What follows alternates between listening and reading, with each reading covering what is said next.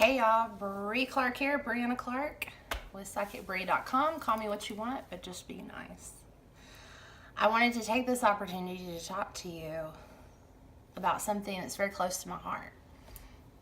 In today's blog post, we're going to talk about empaths and addictions. I am, just a disclaimer, I am no doctor of psychology or anything, and what I'm offering you is just some advice based on personal experience and personal application. So, with that being said, we've talked before about are you psychic, are you medium? And a lot of people who have psychic abilities or are mediums will also have the addition of being an empath. And for me, I am not an empath. I'm a psychic medium. I can read feelings. I can sense feelings. I can do it in a way removed where I know it's not mine. Empaths can't do that. It just turns into anxiety and depression. Extreme anxiety and depression. In my lifetime, I've known probably 15 extreme empaths. These people have a lot of common denominators that I have noticed. One of them is high anxiety. All the time. If the worst case scenario could be imagined, they've got it down. And it affects their lives. A lot of times they get on medication. They seek out medicinal, Western medicine, Eastern medicine, psychological medicine, therapy. They read books. They take antidepressants. I have had anxiety and depression in my life. I've been on antidepressants. They served me well. At this particular time, I don't have to be on them. But I have no judgment for those that are. So with that, the other thing that is a common denominator with the people in my life who have been empaths are they usually suffer from some form of an eating disorder. That's either anorexia nervosa, obesity, morbid obesity,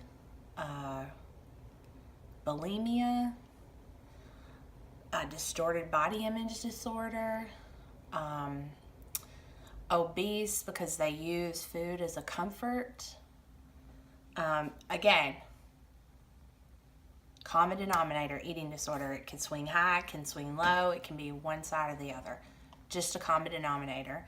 You don't necessarily have to have an eating disorder to be an empath, and just because you have an eating disorder doesn't make you an empath. Again, just my observations. So, high anxiety, empaths in my life have had high anxiety, which will lead to depression. Or, in addition to, they have an eating disorder. When you have an eating disorder, you really want to control something in your life, and this is something you can control. And so it's kind of a coping mechanism, and that coping mechanism a lot of times will lead to health problems. Another thing that the empaths that I've known in my life have is addiction. That addiction could be to Netflix. It could be to Facebook. It could be to prescription pills. It could be to alcohol. It could be to marijuana. It could be to pornography. It doesn't matter. It's just a coping mechanism that they've used that has turned into an addiction. Unfortunately, empaths only ever get diagnosed and help for whatever the addiction is, whatever the mental, physical part of it is, like therapy or like therapy or medicine, if that's what you choose to do. They don't necessarily have the empath part addressed. And what I have seen is when you don't address the empath, you're not getting a full field of treatment. Once again, I'm not a doctor. This is just my experience, and this is what we've done. I have a daughter who's an empath. I have two daughters that are empathic, but I have one that's really, really, really good at it. And she suffered from high anxiety and depression, very high. She is so young and her brain is still developing, and I am concerned putting her on antidepressants or medication without her brain being fully developed. That was my choice.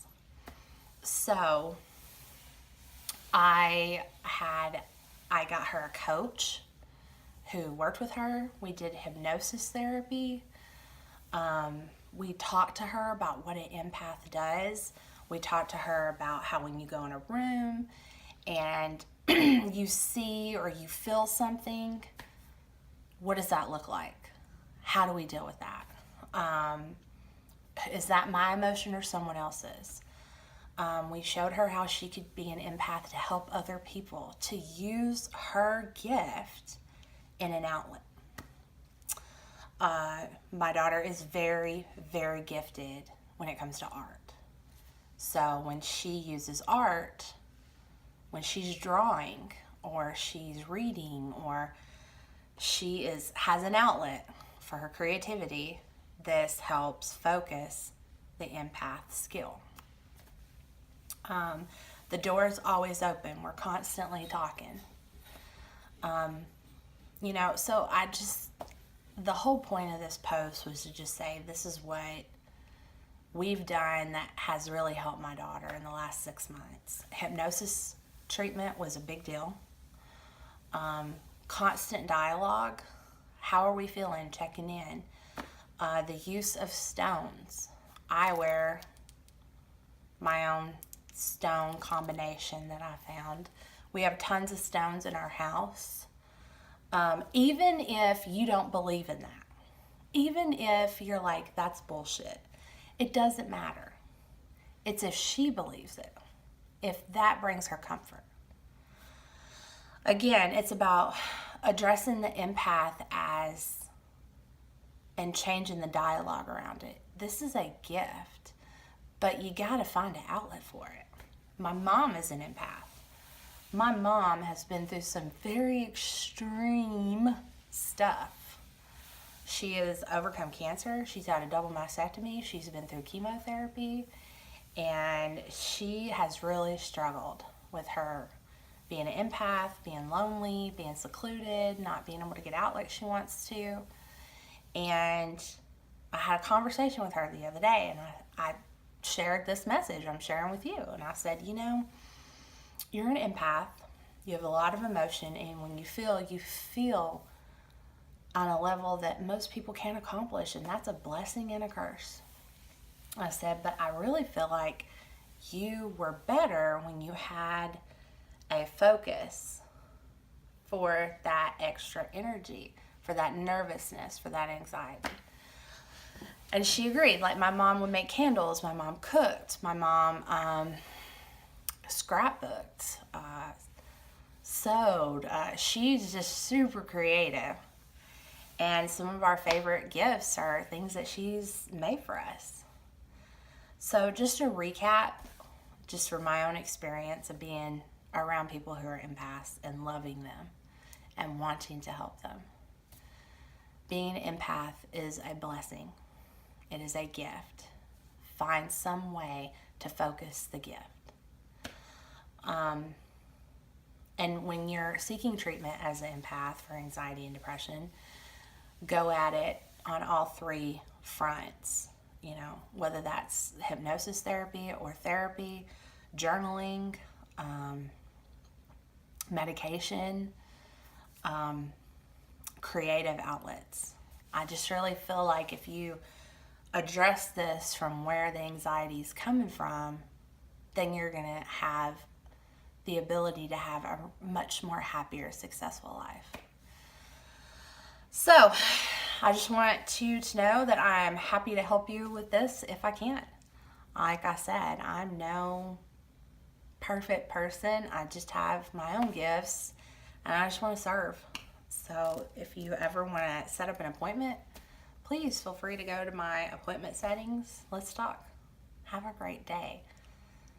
Have an absolutely fabulous day.